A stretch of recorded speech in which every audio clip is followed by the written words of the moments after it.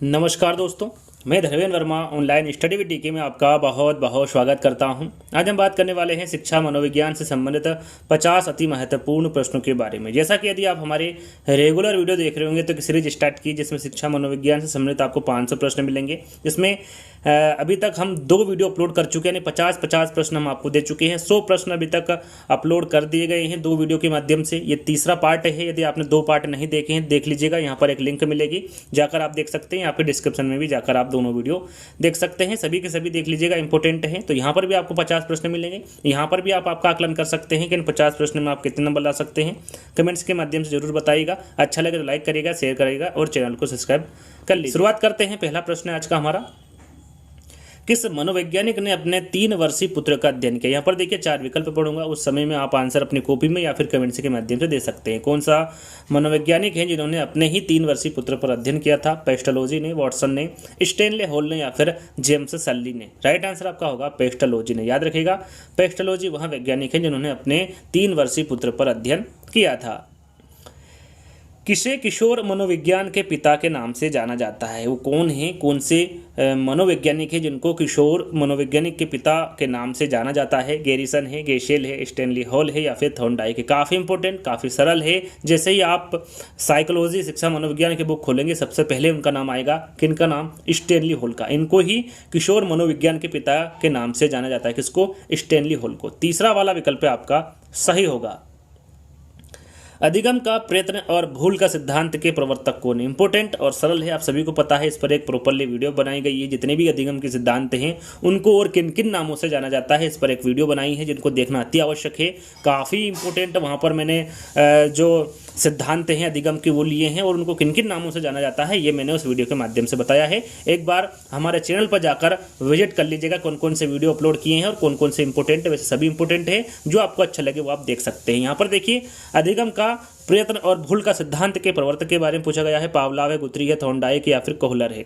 आपका right answer होगा Thorndike. Thorndike के द्वारा प्रयत्न और भूल का सिद्धांत दिया गया। इस सिद्धांत को और किन किन नामों से जाना जाता है यह भी आप उस वीडियो के माध्यम से प्राप्त कर सकते हैं।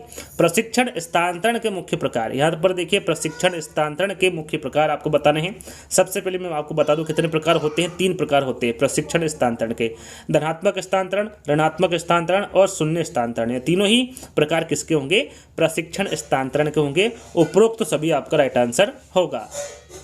निष्क्रिय अधिगमकर्ता की पहचान होती है। यहाँ पर आपको बताना है जो निष्क्रिय अधिगमकर्ता है इसकी किस विधि से पहचान होती है? प्रदर्शन विधि से, प्रयोगशाला विधि से, व्याख्यान विधि से या फिर खेल विधि से? याद रखिएगा, जो निष्क्रिय अधिगमकर्ता है इनकी जो पहचान होती है ये व्याख्यान विधि से होती है। किससे होती है? व्याख्यान विधि से। तीसरा वाला विकल्प आपका सही होगा। गार्डनर ने 7 बुद्धि का अधिमान निर्धारित किया है, इनमें से कौन सा नहीं? जो गार्डनर है इन्होंने कितने अधिमान निर्धारित किए? बुद्धि के 7 किए हैं, लेकिन 7 में से कौन सा नहीं है? इन चारों विकल्पों में से आपको बताना है। स्थान संबंधी बुद्धि है, भावात्मक बुद्धि है, अंतर्व्यक्तिक बुद्धि या फिर भाषात्मक बुद्धि? कौन सा नहीं है ये आपको बताना है। राइट आंसर आपका होगा भावात्मक बुद्धि। ये गार्डनर ने जो 7 बुद्धि का अधिमान दिए हैं उसमें भावात्मक बुद्धि नहीं आता है। स्थान संबंधी बुद्धि, अंतर्व्यक्तिक बुद्धि और भाषात्मक बुद्धि, ये तीनों ही अधिमान निर्धारित किए हैं गार्डनर ने। तो राइट आंसर आपका क्या होगा? यहाँ पर सेकंड वाला होगा। किसी उद्दीपन के प्रति विश्वसनीय अनुक्रिया को पियाजे ने क्या कहा है? यहाँ पर देखिए, किसी उद्दीपन के प्रति विश्वसनीय अनुक्रिया को पियाजे के द्वारा क्या कहा गया है? क्रिया कहा है, त्वरण कहा है, स्कीमा कहा है या फिर स्फूर्त चिंतन कहा है? इंपॉर्टेंट है, याद रखिएगा क्या कहा है? स्कीमा। किसी उद्दीपन के प्रति विश्वसनीयता अनुक्रिया को पियाजे ने क्या कहा है? स्कीमा कहा है। निम्नलिखित में से कौन सा व्यवहार सीखा हुआ नहीं है वरन परिपक्वता से आता है? जैसे जैसे आप परिपक्व होते जाते हैं ऐसे ऐसे वो आता जाता है। वो कौन सा व्यवहार है जिसको सीखने की आवश्यकता नहीं होती है? किसी भाषा में निपुणता, पत्र लेखन, चलना या फिर साइकिल चलाना? तो यहाँ पर राइट आंसर आपका होगा चलना। साधारण सा प्रश्न है। चलना एक व्यवहार ऐसा होता है जो सीखा हुआ नहीं होता है, वरन ये किससे आता है? परिपक्वता से आता है। तीसरा वाला विकल्प आपका सही होगा। गेस्टाल्टवाद के अनुसार क्या सबसे ज्यादा जरूरी? यहाँ पर देखिए, सबसे ज्यादा क्या जरूरी है गेस्टाल्टवाद के अनुसार पूछा गया है। संवेदना, व्यक्तित्व, संप्रत्ति या फिर सूझ? आपका राइट आंसर होगा सूझ। याद रखिएगा, गेस्टाल्टवाद के अनुसार सबसे ज्यादा जरूरी सूझ आवश्यक है। यहाँ पर 4th वाला विकल्प आपका सही होगा। निकटस्थ विकास का क्षेत्र, जैसे जेडपीडी के नाम से भी जाना जाता है, इसकी अवधारणा किसके द्वारा दी गई है। यहाँ पर काफी इंपॉर्टेंट प्रश्न है, एग्जाम में पूछा जाता है, आपको पता होना चाहिए। प्रेसले है, वाइगोत्स्की है, रोगोफ है या फिर कोलिन से है, किसके द्वारा जेडपीडी की अवधारणा दी गई है। आपका राइट आंसर होगा वाइगोत्स्की। इंपॉर्टेंट है, ध्यान दीजिएगा। निकटस्थ विकास का क्षेत्र या फिर जेडपीडी की जो अवधारणा दी गई है, ये वाइगोत्स्की के द्वारा दी गई है। डिसलेक्सिया, यदि आपने जो इम्पोर्टेंट विकार है जो कि शिक्षा मनोविज्ञान से निकल के आते हैं, डिसलेक्सिया, अफेक्सिया और भी जो विकार होते हैं उनसे संबंधित एक प्रॉपर्ली मैंने वीडियो बनाई हुई है, ट्रिक के माध्यम से आपको समझाया है। यदि आपने नहीं देखा है देख लीजिएगा, एक बार आप देखेंगे तो कभी नहीं भूलेंगे। इस प्रकार की मैंने ट्रिक बनाई है। यहाँ पर डिसलेक्सिया के बच्चों को परेशानी होती है, किसमें परेशानी होती है ये पूछा गया है, खाने में, चलने में, पढ़ने लिखने में या फिर पीने में। तो जो डिसलेक्सिया से ग्रसित बच्चे होते हैं उनको पढ़ने लिखने में समस्या होती है। किसमें होती है? पढ़ने लिखने में परेशानी होती है या फिर समस्या होती है। तीसरा वाला विकल्प आपका सही होगा। स्किनर ने क्रिया प्रसूत संबंधी प्रयोग किस पर किया था? क्रिया प्रसूत जो सिद्धांत है वो किसके द्वारा दिया गया था? स्किनर के द्वारा। इन्होंने किस पर प्रयोग किया था ये आपको बताना है। बिल्ली व कुत्ते पर किया था, चूहे व कबूतर पर किया था, कुत्ते और चूहे पर किया था या फिर बंदर व मुर्गी पर किया था। स्किनर के बारे में पूछा गया है, आपको कंफ्यूज नहीं होना है। जब भी इस प्रकार का प्रश्न आए आपका राइट आंसर क्या होगा? चूहे व कबूतर। स्किनर ने जो क्रिया प्रसूत संबंधी प्रयोग किया था ये चूहे व कबूतर पर किया था। सेकंड वाला विकल्प आपका सही होगा। चलिए, गेने के अनुसार हम अधिगम क्यों करते हैं? यहाँ पर देखिए पूछा क्या गया है, किसके अनुसार पूछा गया है? गेने के अनुसार। गेने के अनुसार हम अधिगम क्यों करते हैं? उन्नति करने हेतु करते हैं, विकास करने हेतु करते हैं, समस्या समाधान हेतु करते हैं या फिर अंतर्दृष्टि के लिए करते हैं। गेने के अनुसार हम अधिगम क्यों करते हैं? तो हम अधिगम करते हैं गेने के अनुसार समस्या समाधान हेतु। किस लिए? समस्या समाधान हेतु हम अधिगम करते हैं गेने के अनुसार। तीसरा वाला विकल्प आपका सही होगा। अगला और काफी इंपोर्टेंट प्रश्न है, पुस्तक के बारे में एग्जाम में पूछा जाता है। ये बायोग्राफिकल स्केच ऑफ इन्फेंट जो पुस्तक है ये किसके द्वारा लिखी गई है या फिर किसकी पुस्तक है? प्रियर की है, डार्विन की है, सिन की या फिर स्टन की है? काफी इंपोर्टेंट पुस्तक है, याद रखिएगा ये डार्विन की पुस्तक है। ये बायोग्राफिकल स्केच ऑफ इन्फेंट जो पुस्तक है ये डार्विन की लिखी गई पुस्तक है। धीमी गति से सीखने वाले बालकों के लिए अधिक उपयोगी सिद्धांत। यहाँ पर देखिए धीमी गति से सीखने वाले बालकों के लिए जो अधिक उपयोगी सिद्धांत हैं उसके बारे में आपको बताना है। थॉर्नडाइक का सिद्धांत है, स्किनर का सिद्धांत है, कोहलर का सिद्धांत है या फिर हल का सिद्धांत है? राइट आंसर आपका होगा थॉर्नडाइक का सिद्धांत। जब थॉर्नडाइक के मैं 70 प्रश्न आपके लिए लेकर आया था तो उसमें मैंने इसका जिक्र किया था। यदि नहीं देखा है वीडियो देख लीजिएगा। थॉर्नडाइक के सिद्धांत के एक ही वैज्ञानिक के 70 प्रश्न मैंने आपको बताए हैं। यदि आपने नहीं देखा है देख लीजिएगा। यदि आपने 70 प्रश्न कंप्लीट कर लिए और एग्जाम में थॉर्नडाइक से संबंधित प्रश्न पूछा तो आपका कभी भी गलत नहीं होगा यदि आपने वो वीडियो देख लिया। तो पहला वाला विकल्प यहाँ पर आपका सही होगा। एक बार चेकआउट जरूर कर लीजिए हमारे चैनल को। चलिए, अगला प्रश्न है, किशोरावस्था आदर्शों की अवस्था है, सिद्धांतों के निर्माण की अवस्था है, साथ ही जीवन का सामान्य समायोजन है। यहाँ परिभाषा किसके द्वारा दी गई है? रिपोर्ट के द्वारा दी गई है, पियाजे के द्वारा, ट्रेसी के द्वारा या फिर पिल के? दी गई परिभाषा किसके द्वारा दी गई है? काफी इंपोर्टेंट परिभाषा है। जो दी गई परिभाषा है ये जिन पियाजे के द्वारा दी गई है। निम्नलिखित में से किस अवस्था को नियमकरण की अवस्था कहा जाता है? यहाँ पर देखिए कौन सी अवस्था है जिसको नियमकरण की अवस्था कहा जाता है? मूर्त सक्रियात्मक, यहाँ पर अमूर्त लिखा हुआ ध्यान दीजिएगा। अमूर्त सक्रियात्मक, औपचारिक सक्रियात्मक या फिर संवेदी गामक अवस्था। निम्नलिखित में से कौन सी अवस्था है जो नियमकरण की अवस्था को कहा जाता है? तो आपका राइट आंसर होगा मूर्त सक्रियात्मक। याद रखिएगा जो मूर्त सक्रियात्मक अवस्था होती है इसको नियमकरण की अवस्था कहा जाता है। और ये अवस्थाएं किसके द्वारा दी गई है? तो ये पियाजे के द्वारा दी गई। कितनी अवस्थाएं इन्होंने बताई है? 4 अवस्थाएं बताई सीखने की, याद रखिएगा। अगला प्रश्न है, शिक्षा मनोविज्ञान सहायक है स्वयं को समझने में, बालक को समझने में, शिक्षण विधियों के चयन में या फिर संपूर्ण शैक्षिक प्रक्रिया में? शिक्षा मनोविज्ञान सहायक है, किसमें है? राइट आंसर आपका होगा संपूर्ण शैक्षिक प्रक्रिया में शिक्षा मनोविज्ञान सहायक है। फोर्थ वाला विकल्प आपका सही होगा। शिक्षा की प्रक्रिया नामक पुस्तक का संबंध किससे? शिक्षा की प्रक्रिया जो नामक पुस्तक है इसका संबंध किससे है? किसके द्वारा लिखी गई? जॉन डीवी, ब्लूम, बिने या फिर ब्रूनर? आपका राइट आंसर यहाँ पर होगा जेरोम ब्रूनर। याद रखिएगा इनके द्वारा जो लिखी गई पुस्तक है या फिर जो ये संबंध रखते हैं शिक्षा की प्रक्रिया नामक पुस्तक से रखते हैं। फोर्थ वाला विकल्प आपका सही होगा। निम्नलिखित में से कौन व्यवहारवादी नहीं है? प्रश्न को ध्यान से पढ़ना है। कौन व्यवहारवादी नहीं है? हल है, एडलर है, थॉर्नडाइक है या फिर गुथ्री है? तो यहाँ पर देखिए एडलर, थॉर्नडाइक और गुथ्री तीनों ही व्यवहारवादी मनोवैज्ञानिक के अंतर्गत आते हैं। हल नहीं आते हैं। आपको कमेंट्स के माध्यम से बताना है। क्यूज के तौर पर आपको प्रश्न दे रहा हूँ कि जो हल हैं ये किस प्रकार के वैज्ञानिक है, आपको कमेंट्स के माध्यम से बताना है। तो यहाँ पर राइट आंसर आपका क्या होगा? पहला वाला होगा। चलिए, मनोविज्ञान के किस संप्रदाय में मनुष्य के व्यवहार का सदैव अच्छा होना तथा हर मनुष्य का अद्वितीय होना बताया गया है? वो कौन सा संप्रदाय है? संज्ञानात्मक है, प्रकार्यवाद है, मानवतावाद है या फिर मनोविश्लेषणवाद है? राइट आंसर आपका होगा मानवतावाद। याद रखिएगा, मानवतावाद संप्रदाय में मनुष्य के व्यवहार का सदैव अच्छा होना तथा हर मनुष्य का अद्वितीय होना बताया गया है। अगला प्रश्न, इंटरप्रिटेशन ऑफ ड्रीम्स नामक जो पुस्तक है इनका संबंध किससे है? ये किसके द्वारा लिखी गई है या फिर संबंध किससे होगा? पियाजे से, फ्रायड से, हॉर्नी से या फिर युंग से? राइट आंसर आपका होगा सिगमंड फ्रायड से। याद रखिएगा, जिसका जो पुस्तक है इंटरप्रिटेशन ऑफ ड्रीम्स नामक जो पुस्तक है इसका संबंध किससे होगा? यह सिगमंड फ्रायड से होगा। एक अध्यापक हेतु शिक्षा मनोविज्ञान का मुख्य कार्य, यहाँ पर देखिए मुख्य कार्य आपको बताना है। एक अध्यापक हेतु शिक्षा मनोविज्ञान का क्या है? शिक्षण की तरकीब सिखाना है, शिक्षण के विभिन्न पक्षों के प्रति अंतर्दृष्टि विकसित करना है, छात्रों की व्यवहार आवश्यकताओं तथा समस्याओं के प्रति अंतर्दृष्टि विकसित करना है या फिर शिक्षण प्रक्रिया के मूल्यांकन हेतु शोध अभिकल्प तैयार करना है? क्या यहाँ पर राइट आंसर होगा? आपका राइट आंसर होगा छात्रों की व्यवहार आवश्यकताओं तथा समस्याओं के प्रति अंतर्दृष्टि विकसित करना है। यह मुख्य कार्य होगा एक अध्यापक हेतु शिक्षा मनोविज्ञान का। तीसरा वाला विकल्प आपका सही होगा। शिक्षा मनोविज्ञान का मुख्य उद्देश्य, यहाँ पर देखिए मुख्य उद्देश्य आपको शिक्षा मनोविज्ञान का बताना है। शिक्षण विधियों में संशोधन करना है, सहायक शिक्षण सामग्री में संशोधन करना है, बालक का चहुमुखी विकास करना है या फिर बालक के सामाजिक स्तर में संशोधन करना है। शिक्षा मनोविज्ञान का मुख्य उद्देश्य आपको बताना है। राइट आंसर आपका होगा बालक का चहुमुखी विकास करना। यह शिक्षा मनोविज्ञान का मुख्य उद्देश्य होता है। निम्नलिखित में से कौन मानवतावादी मनोविज्ञान से संबंधित है? यहाँ पर देखिए मानवतावादी मनोविज्ञान से कौन संबंधित है ये आपको बताना है। वुडवर्थ है, यूंग है, रोजर्स है या फिर विलियम्स है?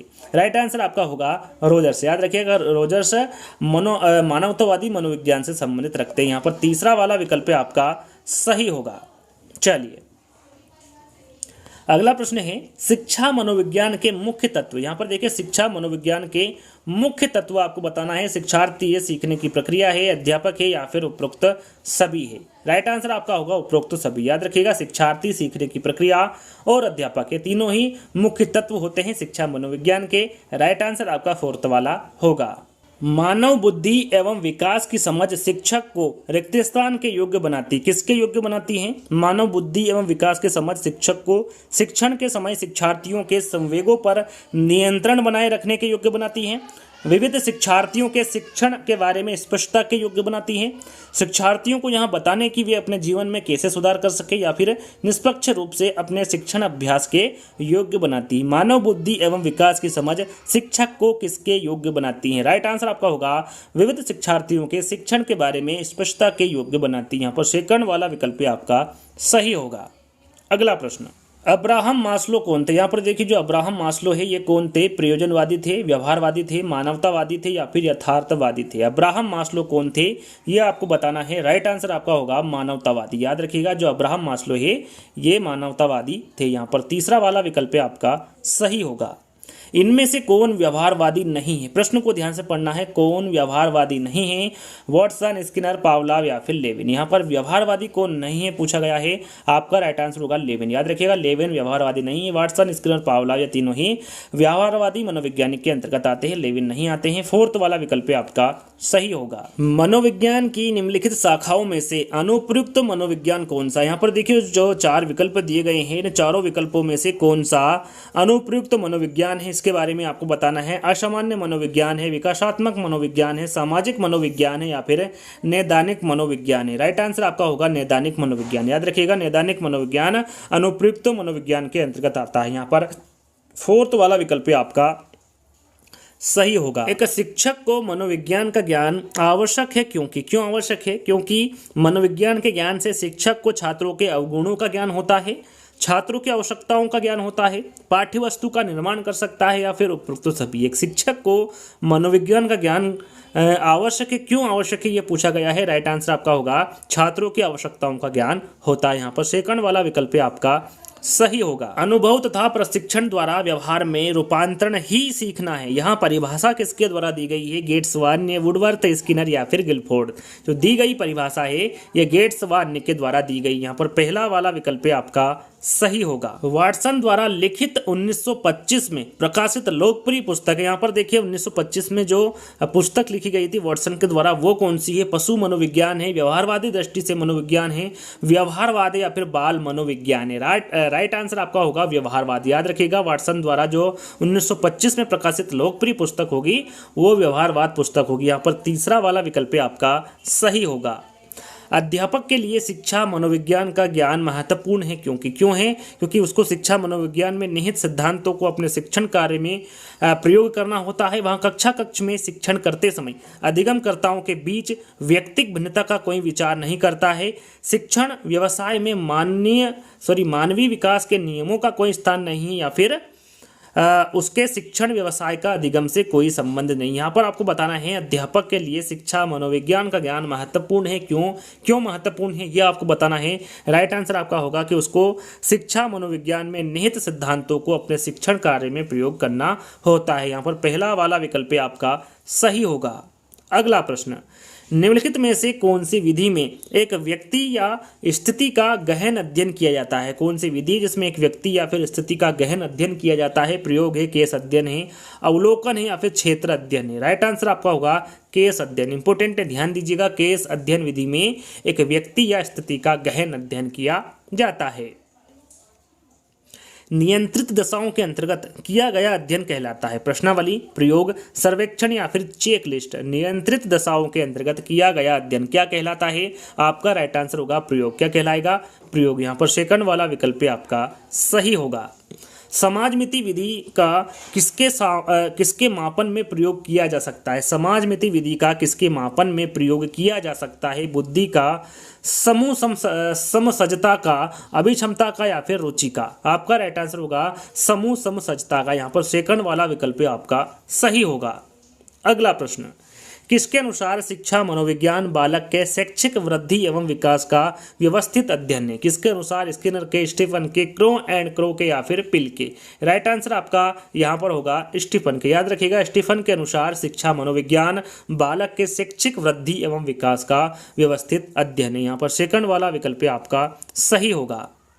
मानकीकृत परीक्षण का अर्थ, यहाँ पर देखिए मानकीकृत परीक्षण का आपको अर्थ बताना है। क्या होगा, विश्वसनीयता है, वैधता है, मानक है, या फिर उपरोक्त सभी है। राइट आंसर आपका उपरोक्त सभी होगा। मानकीकृत परीक्षण का अर्थ विश्वसनीयता, वैधता और मानक होता है। यहाँ पर फोर्थ वाला विकल्प आपका सही होगा। निम्न में से कौन सी प्रेक्षण विधि में प्रेक्षणकर्ता प्रेषित व्यक्तियों के समूह का सदस्य बन जाता है। नियंत्रित है, प्रतिभागी है, अप्रतिभागी, या फिर अनियंत्रित है। राइट आंसर आपका होगा प्रतिभागी प्रेक्षण विधि में प्रेक्षणकर्ता प्रेषित व्यक्तियों के समूह का सदस्य बन जाता है। यहाँ पर सेकंड वाला विकल्प आपका सही होगा। अगला प्रश्न, जब बालक की परीक्षा द्वारा मापी हुई योग्यता के सही मूल्यांकन में स्थायित्व होता है तब उसे परीक्षा की रिक्त स्थान कहते हैं, वैधता कहते हैं, विश्वसनीयता कहते हैं, वस्तुनिष्ठता कहते हैं, या फिर उपरोक्त में से कोई नहीं। तो यहाँ पर आपका राइट आंसर होगा जब बालक की परीक्षा द्वारा मापी हुई योग्यता के सही मूल्यांकन में स्थायित्व होता है तब उस परीक्षा को विश्वसनीयता कहते हैं। कौन सी परीक्षा कहेंगे आप, विश्वसनीयता परीक्षा कहेंगे। शिक्षा में प्रमुख परिवर्तन उसका शिक्षक केंद्रित से होना चाहिए, प्रबंध केंद्रित से होना चाहिए, विद्यार्थी केंद्रित से, विद्यालय केंद्रित से, या फिर अभिभावक केंद्रित से। इंपोर्टेंट और सरल है, आप सभी को इसका आंसर पता होगा। आपका राइट आंसर होगा विद्यार्थी केंद्रित से। शिक्षा में प्रमुख परिवर्तन उसका शिक्षक केंद्रित से विद्यार्थी केंद्रित होना चाहिए। यहाँ पर सेकंड वाला विकल्प आपका सही होगा। निम्नलिखित में से कौन सा शैक्षिक मनोविज्ञान का क्षेत्र नहीं। यहाँ पर देखिए शैक्षिक मनोविज्ञान का क्षेत्र कौन सा नहीं है पूछा गया है। व्यक्तिक समानताएं, मूल्यांकन, पाठ्यक्रम का निर्माण, या फिर अधिगम। राइट आंसर आपका होगा व्यक्तिगत समानताएं। ये शैक्षिक मनोविज्ञान के क्षेत्र के अंतर्गत नहीं आता है, तो यहाँ पर पहला वाला विकल्प आपका सही होगा। शिक्षा मनोविज्ञान का केंद्र सरल सा है, इंपोर्टेंट है, 4 विकल्प पढ़ने की आवश्यकता नहीं है। राइट आंसर आपका होगा बालक। शिक्षा मनोविज्ञान का जो केंद्र होता है वो बालक या फिर विद्यार्थी होता है। मनोविज्ञान ने बालकों के प्रति दृष्टिकोण बदल दिया है, अतः विद्यालय उन्हें उपलब्ध कराता है अधिक सूचनाएं, उपयोगी अनुभव, अधिक ज्ञान या फिर अधिक शिक्षक। तो मनोविज्ञान ने बालकों के प्रति दृष्टिकोण बदल दिया है, अतः विद्यालय उनको उपयोगी अनुभव कराता है या फिर उपयोगी अनुभव उपलब्ध कराता है। यहाँ पर सेकंड वाला विकल्प आपका सही होगा। अगला प्रश्न, शिक्षा मनोविज्ञान संबंधित है अधिगमकर्ता से, अधिगम प्रक्रिया से है, अधिगम स्थितियों से है या फिर उपरोक्त सभी से। तो यहाँ पर अधिगमकर्ता से भी है, अधिगम प्रक्रिया से भी है, साथ में अधिगम स्थितियों से भी है। राइट आंसर आपका होगा उपरोक्त सभी। अगला प्रश्न, अधिगम को प्रभावित करने वाले कारक। यहाँ पर देखिए अधिगम को प्रभावित करने वाले कारक के बारे में पूछा गया है। उचित वातावरण है, अभिप्रेरणा है, समय व परिपक्वता है या फिर उपरोक्त सभी है। तो अधिगम को प्रभावित करने वाले कारक पूछा गया है तो उचित वातावरण है, अभिप्रेरणा है, साथ में समय व परिपक्वता भी है। राइट आंसर यहाँ पर भी आपका उपरोक्त सभी होगा। अनुबंध की प्रक्रिया में पहला पद, यहाँ पर देखिए पहला पद पूछा गया है अनुबंध की प्रक्रिया में। आवृत्ति है, उद्दीपक है, विभेदन है या फिर सामान्यीकरण है। तो पहला पद पूछा गया है, राइट आंसर आपका होगा उद्दीपक। अनुबंध की प्रक्रिया का जो पहला पद होता है वो उद्दीपक होता है।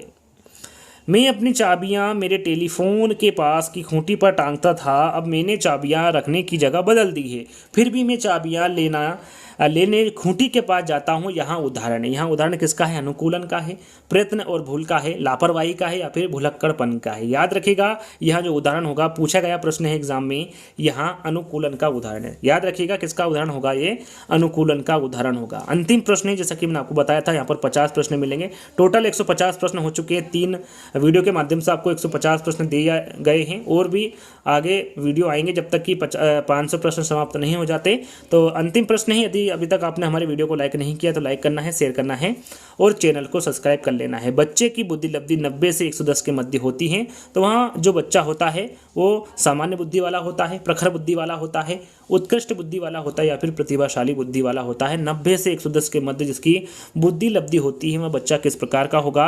राइट आंसर आपका होगा यहाँ पर सामान्य बुद्धि। 90 से 110 के मध्य जो बच्चे में बुद्धि लब्धि होगी वो सामान्य बुद्धि में होगी। यहाँ पर पहला वाला विकल्प आपका सही होगा। तो यहीं पर आज के 50 प्रश्न समाप्त होते हैं। आज का वीडियो आपको कैसा लगा आपको कमेंट्स के माध्यम से बताना है। अच्छा लगे तो आपको सबसे पहले वीडियो को लाइक करना है, फिर उसको शेयर करना है और फिर चैनल को सब्सक्राइब कर लेना है। तो जल्दी दोस्तों एक नई वीडियो के साथ मिलेंगे, जब तक के लिए धन्यवाद।